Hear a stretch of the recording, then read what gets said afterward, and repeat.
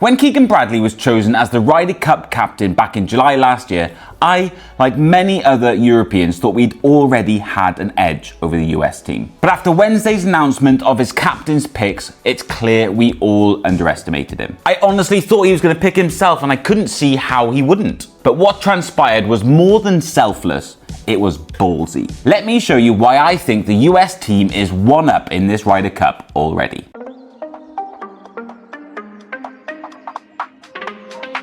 First things first, Keegan Bradley had every right to pick himself. He has been playing incredible golf this year, especially in recent months. But the time to pick himself has long gone, and I think he recognised that. Dan Rapp of Scratch Golf uploaded a reel to Instagram on Wednesday, basically pleading with Keegan Bradley to pick himself, and the points he made a lot of sense. But in my opinion, the only way he could have done that without jeopardizing this mental edge that the US team already has was by resigning the captaincy a couple of months ago and pledging his commitment to being on that team as a player. He would have left himself at the mercy of a captain's pick, but what captain would not have picked him after that sacrifice? I think if he'd have done that a couple of months ago, the US team would have had plenty of time to elect a new captain and for that captain to establish himself within the team. And even with that late change, I don't think it would have damaged the US's team's chances of winning this year's Ryder Cup. If anything, it would have strengthened their chances because Keegan is playing that much good golf. But what he said with his picks on Wednesday was more than a statement. I think it's given the US team a huge edge.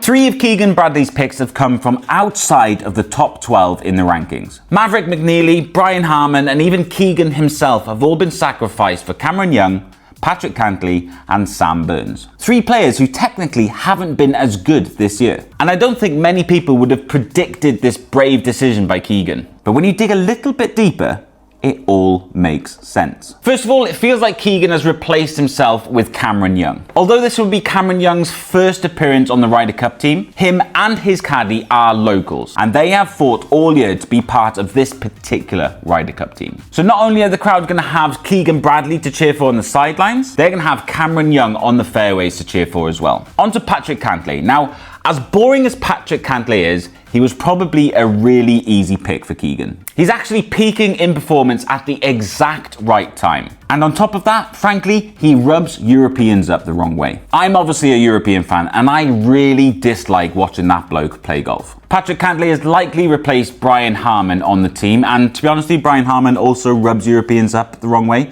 Just not in as an intimidating fashion. Cantlay can get pretty passionate when he wants to. And finally, Sam Burns. Let's face it, he was probably robbed of the US Open title back in June. And if he actually finished that tournament in a position that was actually fair, there's a good chance he would have finished in the top 12 in the US rankings, and his captain's pick wouldn't have even been questioned. But as it stands, it feels like Sam Burns has replaced Maverick McNeely, which I think is a very sensible decision. If McNeely was picked ahead of Sam Burns, he would have been the 5th rookie on this US team. Now that's a hell of a lot of rookies in 1 year. Now there's still a lot of rookies on this team, but it kind of feels like the team has a backbone of grit and determination to support them. And with Keegan removing himself from a potential playing role, he has free reign across the whole course to support these new guys. But can this US team beat the experience of the European team?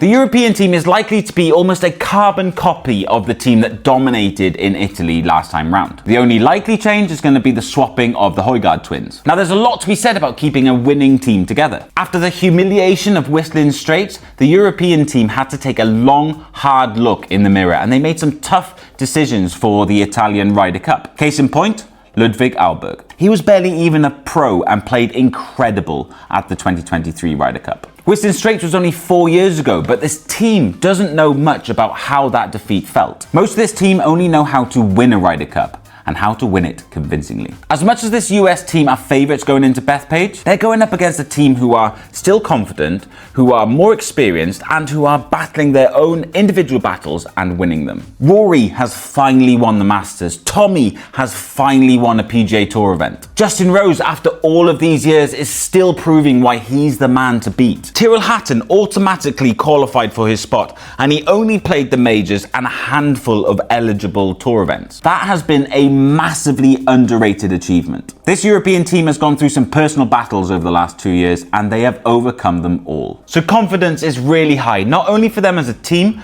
but for themselves as individuals. I think everyone on that European team will genuinely believe that they can win when they tee it up. And that genuine confidence and belief will carry them a long way. Even if this European team ends up behind in the match, the backroom staff and even some of the players know how to win a Ryder Cup from behind. I'm sure we all remember that miracle in Medina.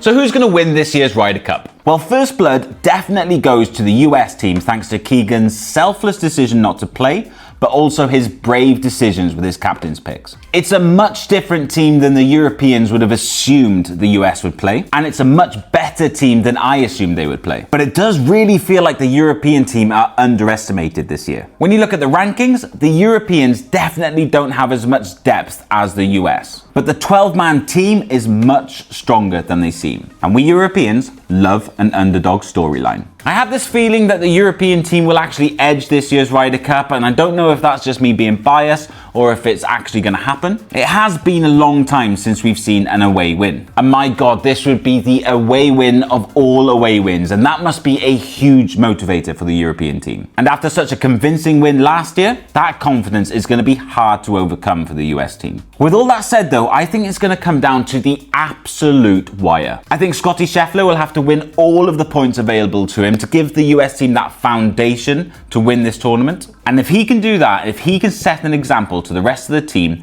then there's a good chance that they can then get over the line. But that's a lot of pressure to put on one man's shoulders. Guys, thank you so much for watching this whole video. It's a little bit different to what I usually do, but I'm so excited for this year's Ryder Cup. I'll be there in New York rocking this suit, and I can't wait to see how this tournament pans out. It's going to be a very interesting Ryder Cup, to say the least. But anyway, back to my normal videos next week, and I'll see you then.